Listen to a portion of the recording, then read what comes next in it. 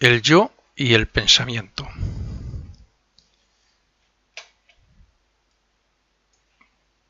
Tenemos hoy la conciencia tan apegada a todo lo que nos rodea en ese mundo físico que no nos damos cuenta de cómo funciona nuestro aspecto interno. Todo es tan automático que nos cuesta pensar antes de actuar o de expresarnos. Pero hubo un tiempo en que no fue así. El proceso de gestación y nacimiento de un niño desde el punto de vista de la conciencia es similar al que tuvo que hacer la humanidad hace millones de años para obtener la conciencia de vigilia que tenemos ahora. Veámoslo un poco más claro. Antes de nacer un niño tiene la conciencia del yo o ego en los mundos invisibles, donde ha estado preparando en parte su futura vida y sus cuerpos. Cuando nace, comienza a perder la conciencia de esos mundos para despertarla progresivamente aquí. Por lo tanto, no tiene memoria, ni razonamiento, ni nada, excepto el poco desarrollo que va adquiriendo de los sentidos. El primer impacto que conoce suele ser el de comer. Un recién nacido pues es el alimento, es lo que primero le llega. Y este comer pues le produce placer y como efecto a su vez produce un sentimiento y también deseo por repetir ese hecho, ese acto. De ese deseo por alimentarse es ese deseo por tomar más alimento el que le produce placer, pero también dolor si no se le alimenta. Son los dos primeros conocimientos que obtiene a través del sentimiento. Placer si se le alimenta y dolor si no es así.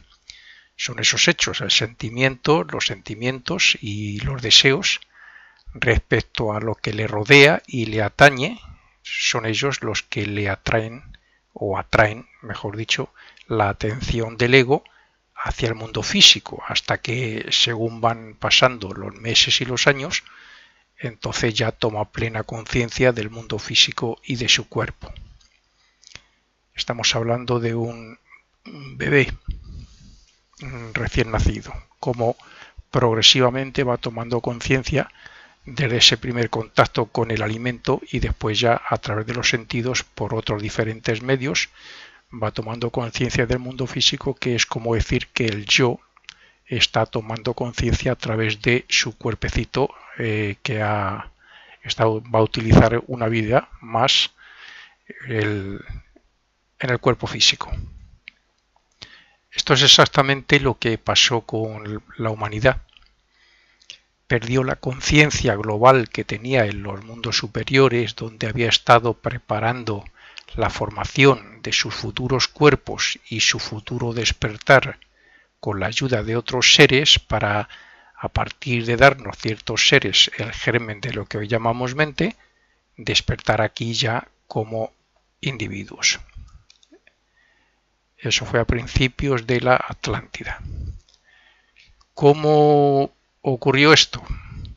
Igualmente que el niño, la necesidad de alimento, el frío, el calor, la relación con otros seres, la muerte incluso, etcétera, hizo que el yo sintiera interés por esos hechos que les llegaban externa e internamente cuando todavía era guiado como hoy esos seres guían a los animales.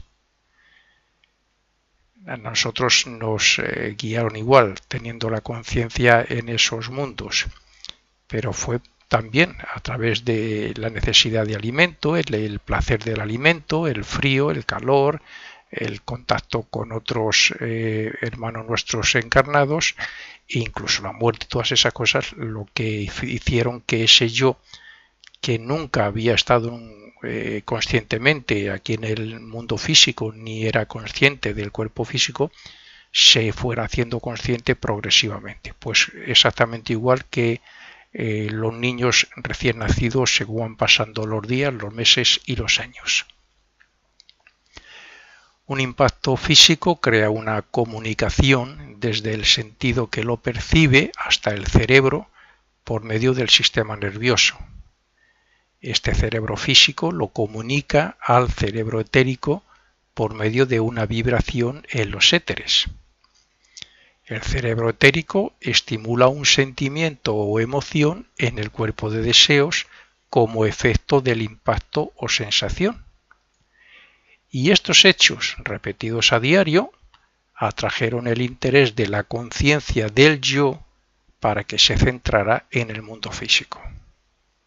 Esa es la cadena de o relaciones que hay en los cuerpos según el yo va recibiendo impactos en forma de un contacto, en forma de imagen a través de los ojos, en fin, a través de los sentidos que se comunican con el cerebro. A partir de ahí comenzó a desarrollar la mente y a razonar gracias a que con cada experiencia se iba grabando en el átomo simiente, que ya hemos hablado de él muchas veces, haciendo que el ego reconociera muchos de los impactos y de las sensaciones que despertaban estos. Por tanto, es el yo, el pensador y conocedor, quien relaciona y ordena las sensaciones que le llegan y va reconociendo los sentimientos y emociones hasta que obtiene el conocimiento suficiente como para pensar como un yo individual. Pero cuando digo que esos impactos y sensaciones despertaban el interés del yo, también me refiero a que el yo se hacía un observador de sí mismo. Al recibir cualquier estímulo, impacto, imagen a través de los sentidos, reaccionaba sobre sí mismo y observaba lo que ocurría ahí. Y eso, lo que ocurría, es lo que le llevaba luego a observar fuera. Lo que le hizo progresar también a pasos agigantados. Hoy precisamente ocurre lo contrario. Todo es tan automático que no nos damos cuenta, y si nos damos cuenta normalmente no nos importa, de que ciertos hechos, palabras, sensaciones, etcétera, despierten en nosotros respuestas de maldad que nos perjudican a nosotros mismos y al prójimo.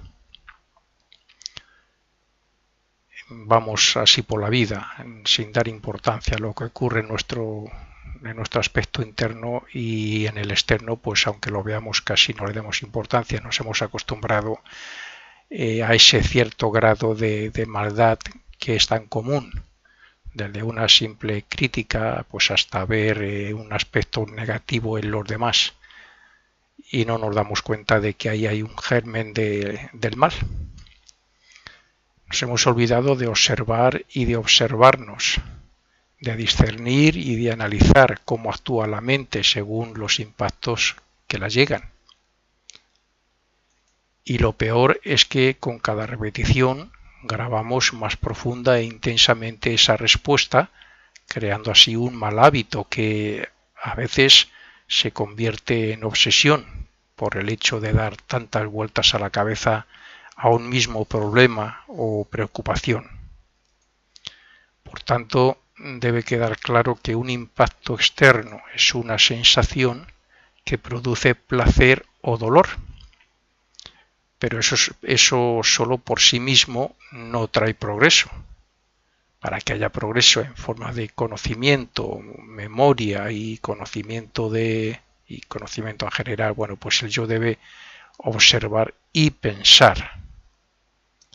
El resultado de una sensación lleva al cerebro una imagen y ésta llega a la mente.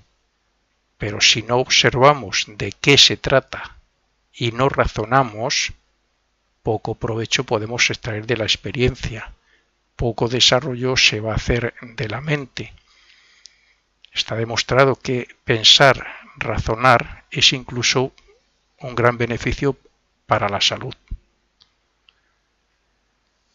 Hay quien sigue creyendo que él mismo es el fruto de todo lo que le ha ocurrido desde que nace y lo que le ha influenciado mentalmente en este mundo que ya existía en el momento de su nacimiento. Hasta cierto punto es cierto que las influencias y la educación que ha recibido tiene un gran grado en lo que sea él, ¿no? En lo que se ha convertido o se ha formado. Una influencia muy importante, pero no es del todo así. Pensar eso es como decir que su yo y su existencia depende totalmente de su entorno. O sea, que los niños nacidos de unos mismos padres, con una misma educación y con un medio ambiente similar donde crezcan, dicha infancia les debería de hacer iguales si eso fuera cierto. Por lo tanto, no es la circunstancia desde que nacemos hasta ahora lo que nos ha hecho así. Hay un yo, hay una voluntad, hay un libre albedrío, hay una mente para razonar, hay un aspecto observador, hay una atención que se puede prestar para unas cosas o para otras no. Entonces no somos el resultado de lo que nos afecta solamente, porque ya además traemos otras cosas. Todos sabemos que incluso los gemelos, criados por sus padres en un mismo hogar y con una misma enseñanza y educación, traen algo en su naturaleza o en su carácter que les diferencia. Es decir, que no pensarán ni sentirán igual y se diferenciarán en otras cosas que no tienen por qué ser físicas, aunque fueran exactamente igual físicamente. Las experiencias de su yo en sus anteriores vidas les diferenciará. Uno habrá desarrollado ciertas virtudes, ciertas cualidades y otros no. U otros habrán desarrollado otras que los otros no. Y esto es así porque el yo reencarnante, el pensador, trae como naturaleza propia el resultado o quinta esencia de sus anteriores vidas, con sus variadas y diferentes experiencias en comparación con otros yoes. En base a todo ese pasado, cada yo autoconsciente de sí mismo tiene su propio concepto, así como del entorno donde haya renacido. Así, a un ego muy desarrollado le costará mucho hacer daño al prójimo, mientras que a otro le será muy fácil hacerlo y no lo contrario. Y es que después de cada muerte física debemos hacernos responsables de todo el mal cometido contra el prójimo, incluso con el pensamiento. De esta forma, la conciencia de ese yo se hace más individual y poderosa y eleva su naturaleza interna, que aquí llamamos carácter. Esos dos gemelos que decíamos tendrán la misma educación, la misma enseñanza y se parecerán en ciertas cosas, pero en su aspecto interno siempre mostrarán su naturaleza propia de acuerdo a sus anteriores vidas, a los resultados de sus anteriores vidas. Y no han podido ser las mismas en esos dos yoes, que ahora son gemelos. Si pudiésemos reunir a toda una raza de animales para preguntarles que quiénes son, no obtendríamos respuesta, porque no tienen autoconciencia como individuos separados unos de otros, sino que su conciencia es grupal. La conciencia, lo que llamamos conciencia en nosotros, en una raza de animales, vamos a suponer una raza concreta de perros, es una conciencia que concierne, que agrupa a todas las conciencias relacionadas con cada perro de esa misma raza. Pero la conciencia de refiriendo a lo que nosotros entendemos por conciencia, en realidad está en el espíritu grupo que les guía a todos. Esa especie de esa raza concreta tiene una conciencia grupal, compuesta de cada uno de ellos, pero que es grupal, es global, y es el espíritu grupo el que les guía, y de acuerdo a esa conciencia y la evolución de ese espíritu grupo, así se comportan todos iguales, hacen las mismas cosas, un perro o un gato me da igual. En nosotros no, el yo, sean gemelos, sean mellizos, seamos quienes seamos unos con otros, estemos muy juntos, muy separados, siempre traemos una naturaleza individual, por todo, como resultado de todas las vidas que hemos estado aquí en la Tierra. Por otro lado, tampoco estos animales tampoco podrían razonar lo dicho aquí, porque tampoco tienen mente para discernir, como sabemos. Si preguntáramos lo mismo a una persona totalmente anestesiada o dormida, tampoco obtendríamos respuesta, porque su yo no se encuentra dentro del cuerpo físico, no está en contacto con el cerebro directamente, como cuando está despierta, y no está conectado ni con su mente, ni con el cerebro, ni con el sentido del oído, tampoco, o sea, ni nos escucharía lo que le preguntáramos. En el caso de los animales no pueden responder porque no han obtenido la conciencia del yo, o sea, no son conscientes de sí mismos. En el caso de las personas no pueden respondernos porque no están dentro del cuerpo físico, ni conectados al cerebro ni a los sentidos, aunque tengan conciencia de sí mismos, que sí la tienen cuando están despiertos o cuando estamos despiertos. Las plantas nacen, crecen y mueren, pero no sienten ni tienen sentidos como los animales. Los animales tienen cerebro, sistema nervioso y sentidos como nosotros, pero no tienen desarrollado ese yo que les hace conscientes de sí mismo y del mundo físico y que hace sentirnos individuales y con conciencia y voluntad propia. ¿Por qué hay estas diferencias?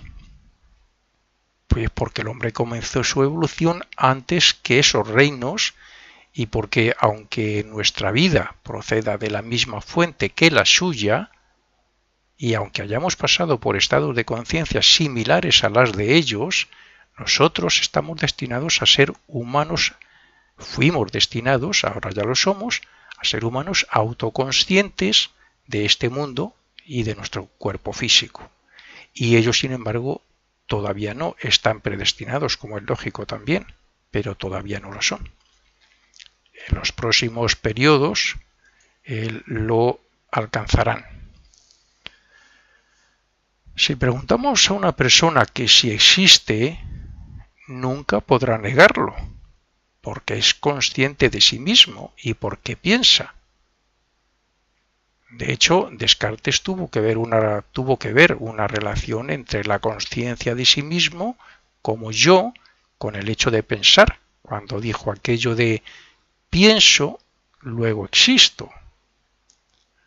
Pero lo cierto es que para pensar tiene que haber un yo o conciencia con voluntad propia que se reconozca a sí mismo como individuo.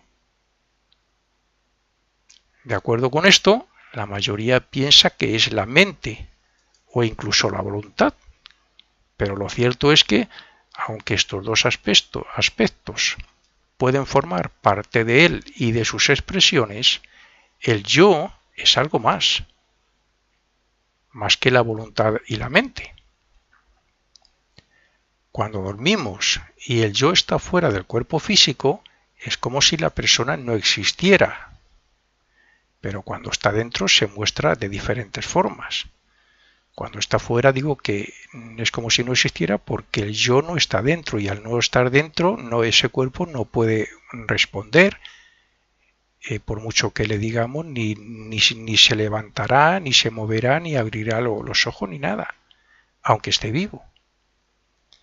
Pero como digo, cuando está dentro entonces se puede mostrar de diferentes formas, como por ejemplo por medio de la voluntad, por medio del sentimiento, del sentir, y por medio del conocimiento que obtuvo y obtiene a partir de reconocerse como un yo separado de todo lo que le rodea.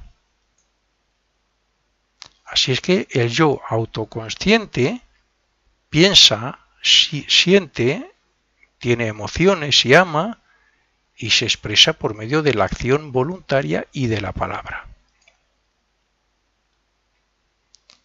El yo no puede decir que es un perro o una mesa, porque sabe que él no puede sentir ni pensar,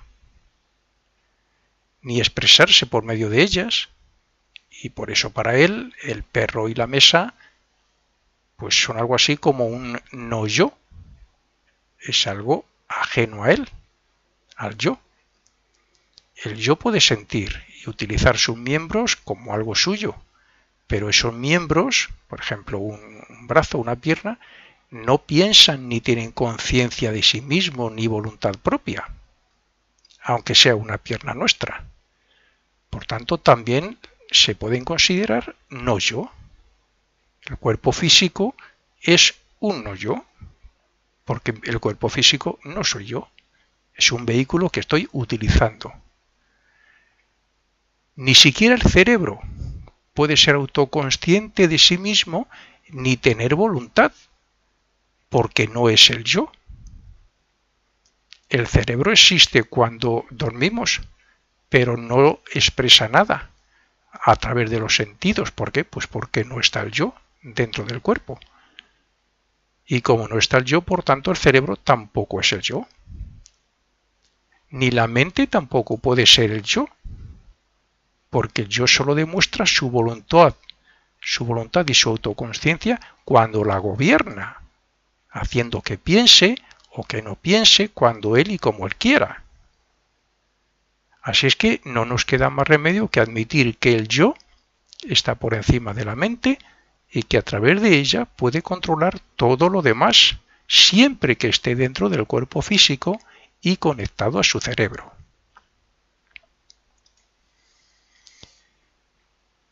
¿Y por qué tiene que estar el yo dentro del cuerpo físico? Pues para ser consciente, porque si no tiene conciencia de su cuerpo y de lo que le rodea, no puede reconocer ni responder. La conciencia se obtiene a través de la relación que hay entre el yo y lo que le rodea.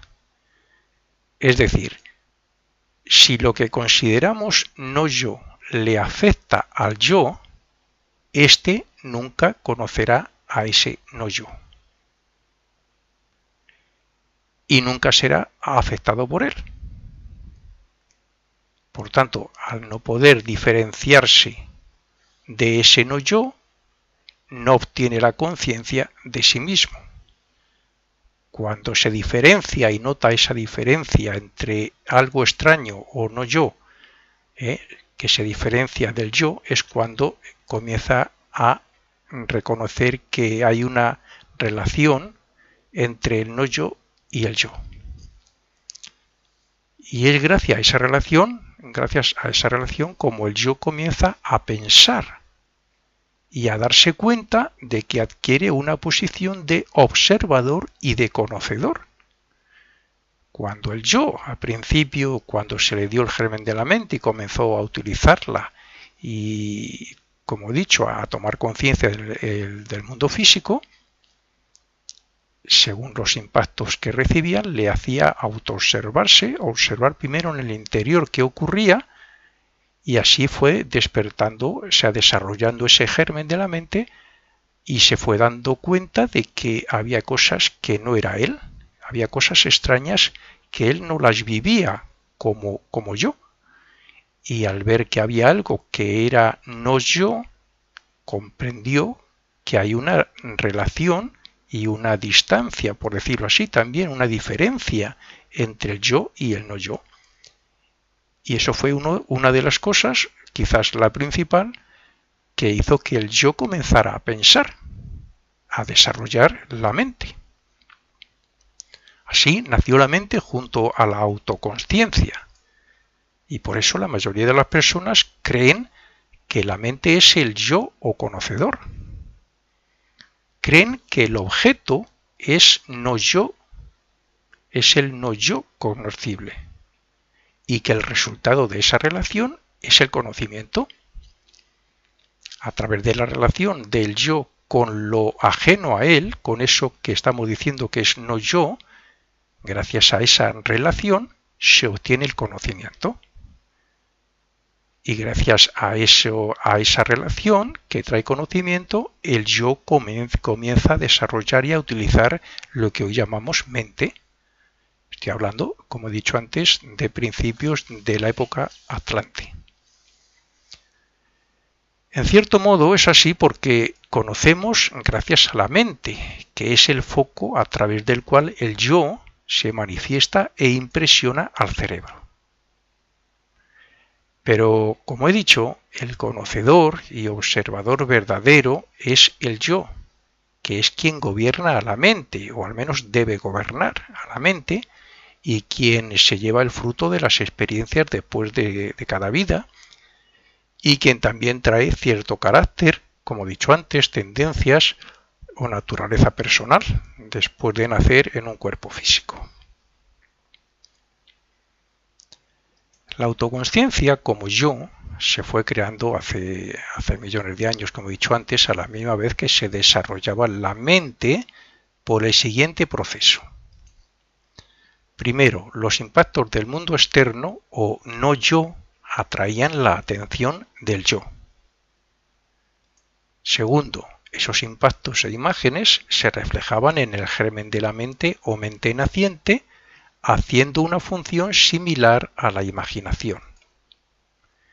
Tercero y último, la atención del yo y esa imaginación o esa visualización de lo que le llegaba hicieron que los objetos del mundo externo se reflejaran cada vez más en la mente, gracias al desarrollo creciente del cerebro y del sistema nervioso, o sea, gracias al cerebro y a los sentidos.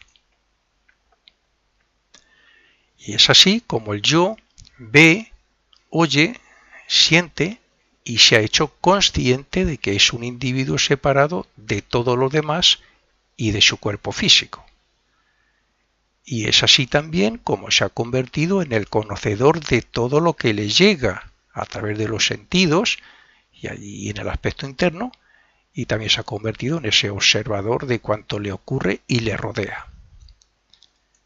Por consiguiente, el yo no ve por los ojos, ni oye por los oídos, ni siente por el contacto, ni conoce por el cerebro, sino que lo hace todo por medio de la información que le llega gracias al sistema nervioso, al cerebro y a la mente, sin la cual no le llegaría nada.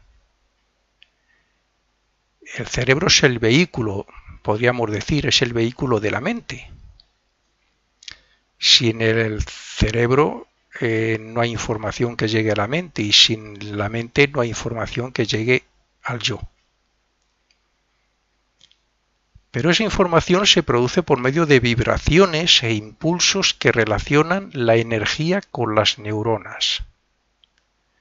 El yo ve las imágenes que captan los ojos gracias a las vibraciones que comunican el cerebro con la mente, por lo que se puede afirmar que si el cerebro o la mente fallan, el yo no obtiene conocimiento ni es consciente de lo que ocurre en el exterior.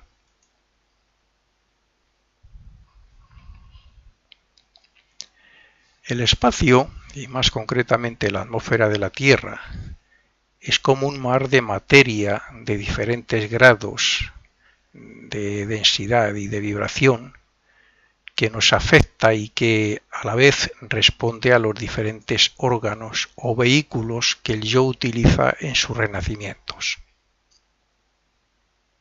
La luz, el calor, la electricidad, el magnetismo, las emociones, el sonido, las ondas de los diferentes medios actuales de comunicación que se mueven por la atmósfera son algunas de las causas de esas vibraciones tan variadas que existen en los mundos donde evoluciona el yo. Todas esas modalidades de vibraciones se mueven a diferentes velocidades según la densidad del éter o materia que haya en el mundo con el que esté relacionada. Así, el calor o el sonido causan unas vibraciones más lentas que el pensamiento o que una emoción. Cuando decimos que vemos, es porque cierta clase de vibración afecta a los órganos de la vista, produciendo un movimiento que llamamos luz.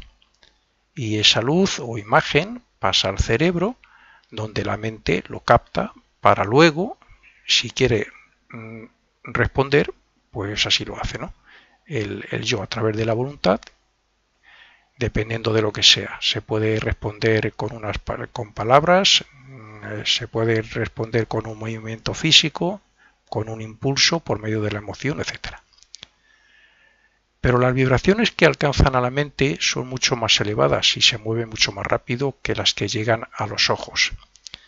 Las vibraciones que captan los ojos son todas muy lentas en comparación con el mundo del pensamiento, donde se mueven los pensamientos y las vibraciones relacionadas con los pensamientos. Cuando la mente responde a lo que la llega por medio de los sentidos, lo hace con un movimiento sobre la materia mental que solemos llamar pensamiento. Y estos pensamientos, que pueden afectar a otras mentes según el tipo y grado de vibración, tienen formas según cuál sea su naturaleza. De esta forma podemos comprender cómo el yo se hace conocedor, bien por la información que le llega por medio de los sentidos o bien por el contacto con otras ondas de pensamiento. Cuando el yo contesta a lo que le llega en forma de vibración procedente del cerebro y de los sentidos y su respuesta alcanza al objeto o sujeto, entonces dicho objeto es conocido por el yo, como decíamos antes. Es ese cómo se obtiene el conocimiento.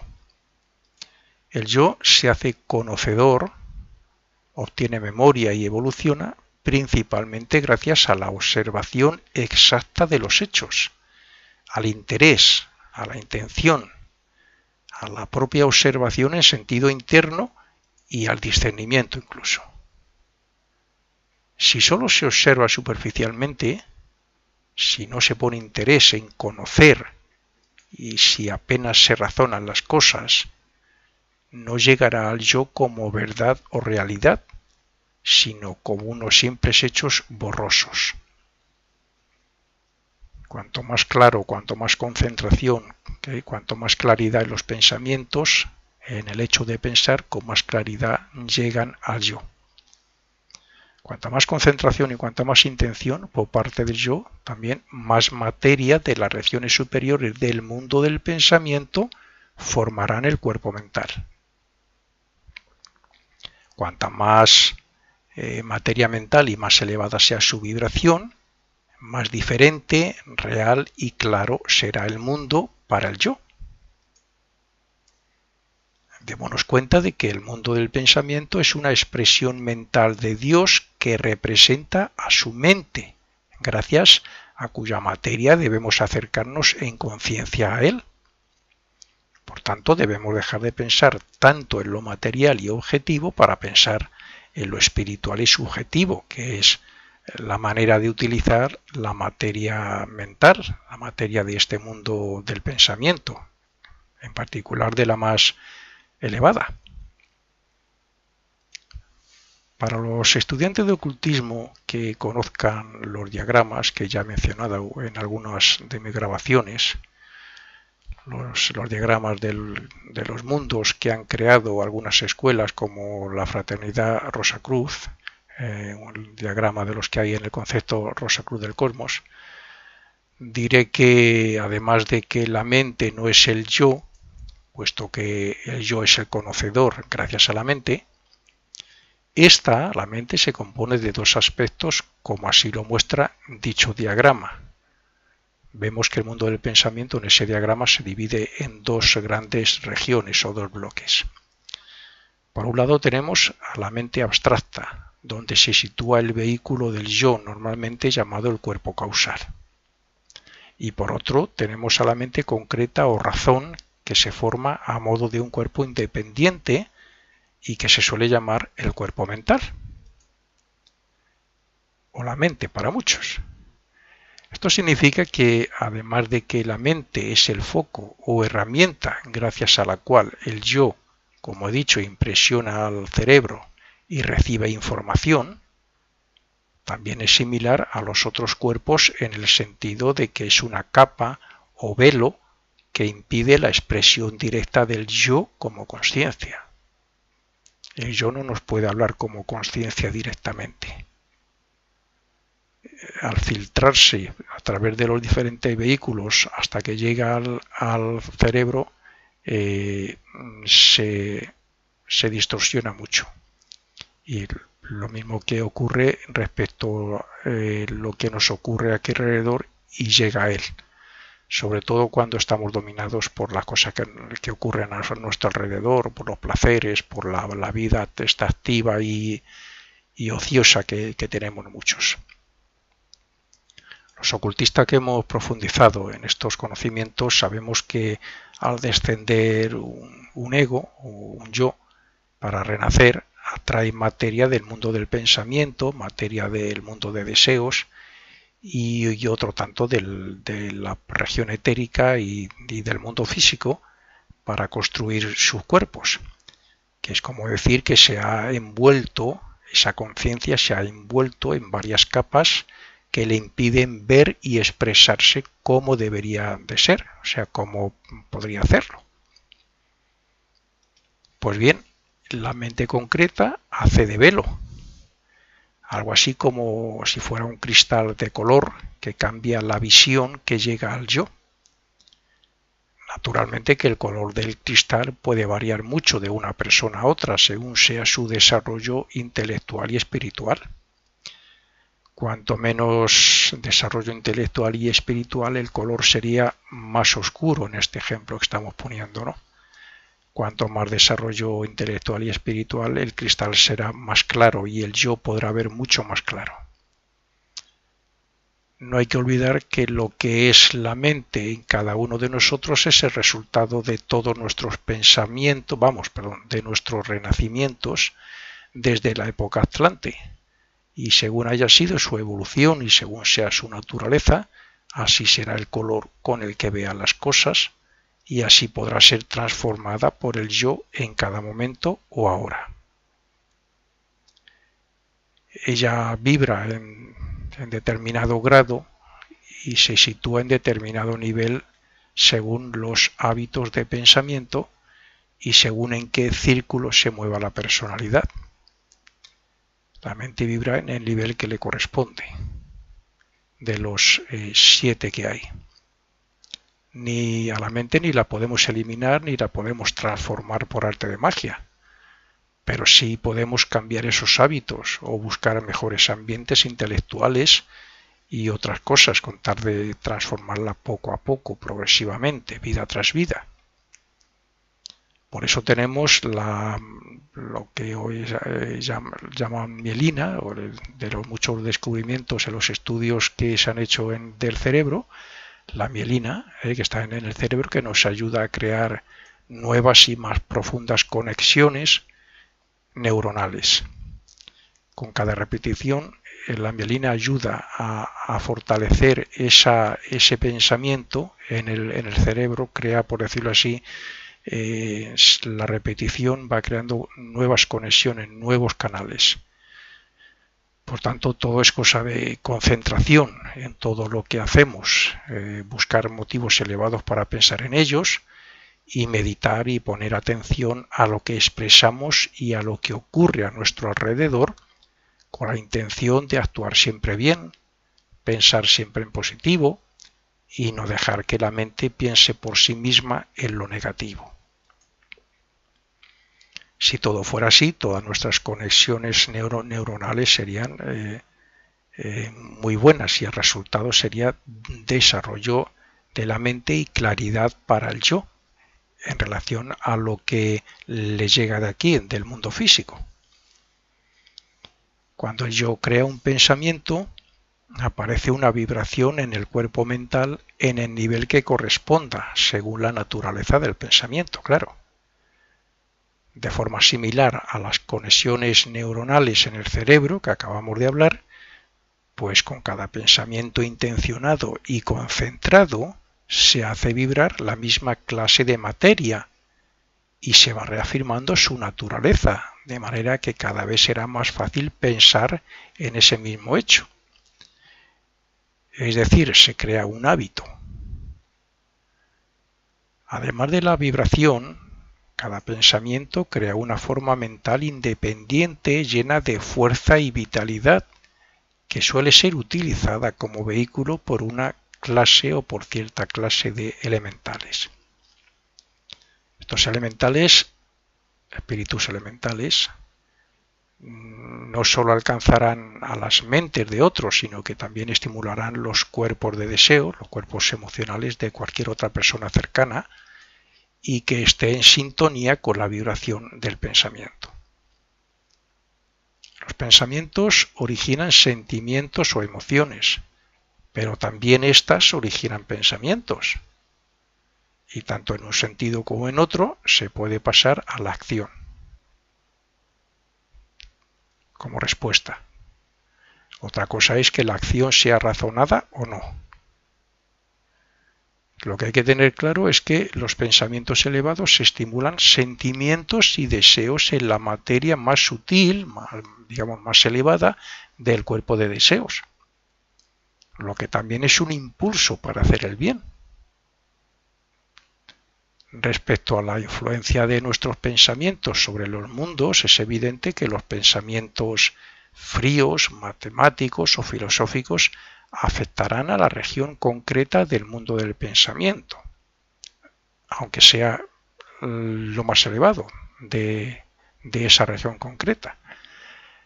Los más elevados en sentido de amor y espiritualidad, por el contrario, afectarán más a la región abstracta de ese mismo mundo y al mundo del espíritu de vida incluso, que es el que está por encima del mundo del pensamiento. Pero los pensamientos groseros, materialistas, egoístas, etc., afectarán a las regiones inferiores del mundo emocional, haciendo así un mal a la humanidad y a las personas que estén en sintonía con esos pensamientos en particular. Para los que no están familiarizados con la filosofía oculta, que dudan de esta influencia de los pensamientos, diré que el sonido de un instrumento o un diapasón puede causar el mismo sonido en otro que esté al lado, sin que estén en contacto. Asimismo, un cable grueso cargado de mucha electricidad puede cargar a otro más fino que haya también junto a él, sin entrar en contacto. Pues algo así ocurre en el mundo de la mente y gracias a la ley de atracción. Cuando se envía un pensamiento a alguien y éste se encuentra con que la persona está en un estado pasivo o tiene vibraciones similares en su cuerpo mental, le influirá rápidamente e intentará despertar vibraciones similares en él. Pero si la persona está muy centrada en algo o preocupada por algo en lo que necesita pensar, entonces este pensamiento se quedará merodeando alrededor de esa persona, esperando una oportunidad para afectarle, para influenciarle. Cuando una persona crea un pensamiento y no va dirigido a nadie en particular, sino que trata sobre sus asuntos o sobre cualquier otra cosa cercana a él, el pensamiento se quedará junto a su creador para intentar fortalecerse, haciendo que el pensador cree o forme más pensamientos similares.